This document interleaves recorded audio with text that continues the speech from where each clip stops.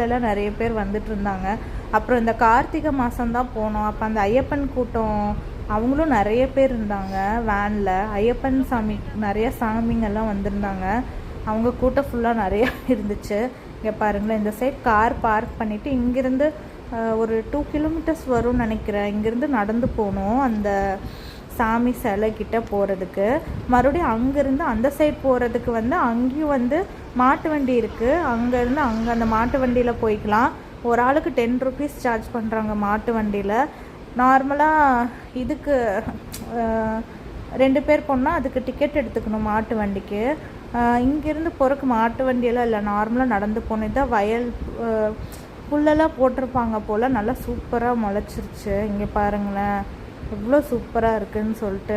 லைட்டாக மழை வந்துச்சு, அப்புறம் ஸ்டாப் ஆயிடுச்சு. அன்றைக்கி ரொம்ப சூப்பராக இருந்துச்சு மக்களே.